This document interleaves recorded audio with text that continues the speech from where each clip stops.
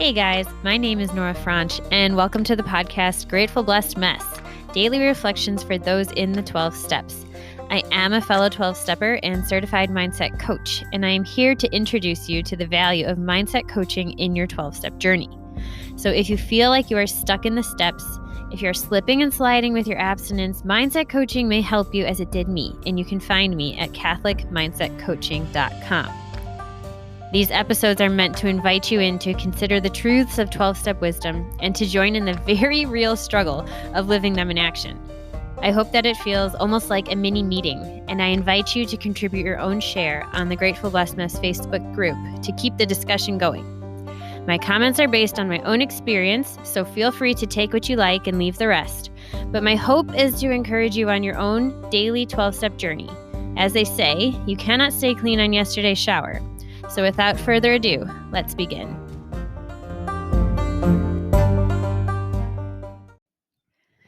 Hey everyone, we are reading from A Day at a Time, April 18th, reflection for the day. Those of us who find recovery choose to admit that we're personally powerless over our addictions. In the program, as we surrender to our higher power, we develop a new healthy dependence, even if it simply takes the shape of a dependence upon our group. Have I chosen to try for a life of honesty and humility, of selfless service to my fellows and my higher power? Today I pray, may I grow the wisdom to know the difference between willpower, which has failed me before, and willingness to seek help from my addiction through my higher power and through others who are also recovering. May I know that there are choices open to me as there are to my fellow sufferers in the foggiest stages of addiction. May I choose the kind of life that my higher power wants for me. Today I will remember, willingness more than willpower is the key to recovery. This is funny because I unintentionally recorded some episodes out of order because I realized for whatever reason the mic wasn't on.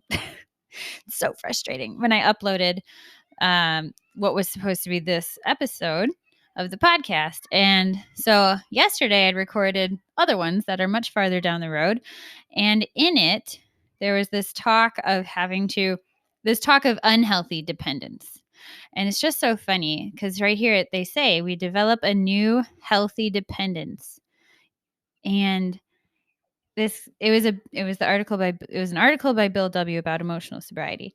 So that is coming down the road. But in it, he talks about having to get rid of these unhealthy attachments that we had made.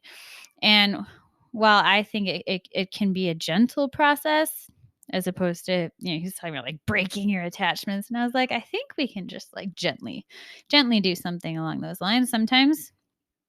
Anyway, but it's true. We have these, and what he said was key. He said that unhealthy dependencies lead to demands, that these dependencies lead to demands, and like unhealthy dependencies lead to unfair demands on other people and God, ourselves, and others.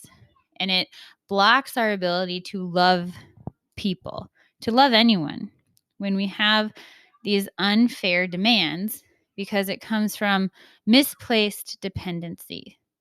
And like, I think everything about the 12 steps is all about learning how to depend rightly on people and who to depend on. And really to put all of our, I think the ultimate goal is to depend solely on our higher power.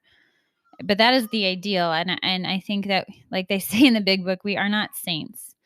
And so along the way, we learn to depend on the group, our sponsor, the steps, literature, the tools. Everybody has the tools, the 1,000-pound telephone down to your daily action plan. We can depend on these healthier things. I think these are healthier dependencies. Ideally, yes, we would have one dependent thing, and that is our higher power, who I call God. But I am also on the journey, and so I'm not there yet. So I get to learn how to first release my grip from these unhealthy dependencies and then place my dependencies onto a healthier thing, ultimately for the purpose of like leading me up that ladder, ultimately to my higher power. But I get to take these baby steps along the way because I have an understanding God of my understanding. And He gives me ways. He doesn't demand that I let go of the only thing that I know is safe and just demand that I release and let myself free fall, which can be terrifying. He gives me these tools and He allows me these steps to progress toward Him in, to pace with my ability.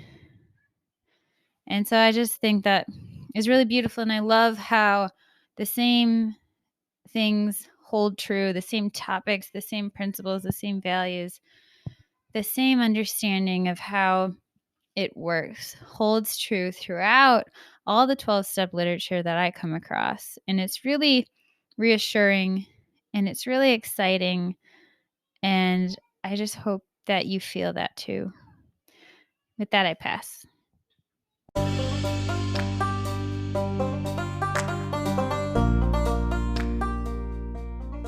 Thank you so much for listening to today's episode. If you feel that mindset coaching could help you on your 12-step journey, please feel free to reach out and find me at catholicmindsetcoaching.com. But more than that, it's important to me to give listeners like yourself a place where you do not need to feel alone on your 12-step journey. And for that reason, I've created a Facebook group. It's called Grateful Blessed Mess. And it's a place where listeners can go to add their own commentary on the share for the day, in addition to my own, and for us just to have a conversation or start a back and forth where people can find support in their 12-step journey. This is not a replacement for 12-step work. This is something outside of the 12 steps. It is simply something that has a heart for the 12 steps and those who are in it. And so, welcome. If you're here, chances are you may also be a bit of a mess. And I hope that you can learn to find some gratitude in the blessings that have come from your messes.